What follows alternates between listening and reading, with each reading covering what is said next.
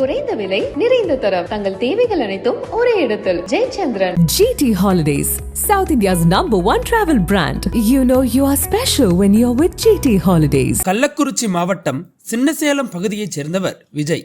25 வயதான இவர் அங்குள்ள தனியார் கம்பெனி ஒன்றில் வேலை செய்து வந்தார்.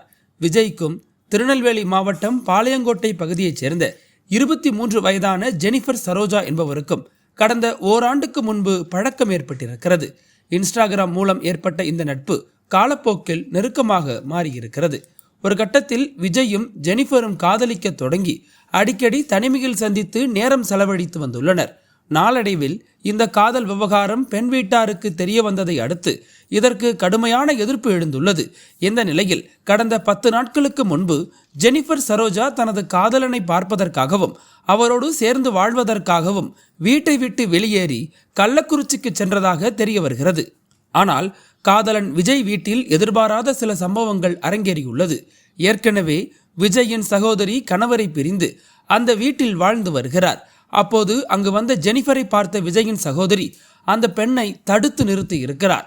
குடும்பத்தினர் சம்மதத்துடன் திருமணம் செய்து கொள்ளலாம் என அறிவுரை கூறி ஜெனிஃபரை மீண்டும் திருநெல்வேலிக்கே அனுப்பியதாக கூறப்படுகிறது.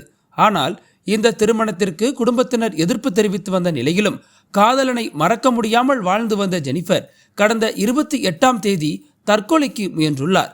இதனால் கோபமடைந்த ஜெனிஃபரின் சகோதரர் புஷ்பராஜ் என்கிற சிம்சன் விஜய் மீது கொலைவெறியுடன் இருந்திருக்கிறார். இந்த சூழலில் விஜயை தொடர்பு கொண்ட புஷ்பராஜ் பேச்சுவார்த்தை நடத்துவதற்காக திருநெல்வேலிக்கு அழைத்துள்ளார். அதை நம்பிய விஜய் 1ஆம் தேதி காலை ரயில் மூலம் திருநெல்வேலிக்கு வந்திருக்கிறார். புஷ்பராஜ் வீட்டுக்கு சென்று பேச்சுவார்த்தையில் ஈடுபட்ட போது திடீரென தகராறு ஏற்பட்டிருக்கிறது. அப்போது ஆத்திரமடைந்த புஷ்பராஜ் தனது நண்பர் சிவா என்பவருடன் சேர்ந்து அங்கிருந்த பழைய கட்டிடப் பொருட்களை கொண்டு விஜயை தாக்கியுள்ளார். ஆனாலும் வெறியடங்காத புஷ்பராஜ் தான் மறைத்து வைத்திருந்த அரிவாளால் விஜயை சரமாரியாக வெட்டி கொலை செய்திருக்கிறார். இவர்களுடைய அலறல் சத்தம் கேட்டு அதிர்ச்சியடைந்த அக்கம்பக்கத்தினர் இந்த சம்பவம் குறித்து போலீசாருக்கு தகவல் தெரிவித்தனர்.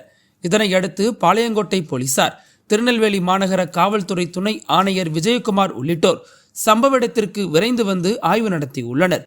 தடயவியல் ஆய்வக உதவி இயக்குனர் ஆனந்தி சம்பவ இடத்தில் ஆய்வு நடத்தி கைரேகை உள்ளிட்டவற்றை சேகரித்தார். தொடர்ந்து உயிரிழந்த விஜயின் உடலை மீட்டு பிரேத பரிசோதனைக்காக அரசு மருத்துவமனைக்கு அனுப்பி வைத்தனர். இதையடுத்து பாளையங்கோட்டை காவல்துறையினர் இந்த சம்பவம் குறித்து வழக்கு பதிவு செய்து கொலை சம்பவத்தில் ஈடுபட்ட புஷ்பராஜ் மற்றும் அவரது நண்பர் சிவா ஆகிய இருவரையும் கைது செய்து விசாரணை மேற்கொண்டு வருகின்றனர். அவர்களிடம் விஜயின் கொலை சாதி ரீதியாக நடத்தப்பட்டதா என்கிற கோணத்திலும் விசாரணை நடந்து வருகிறது.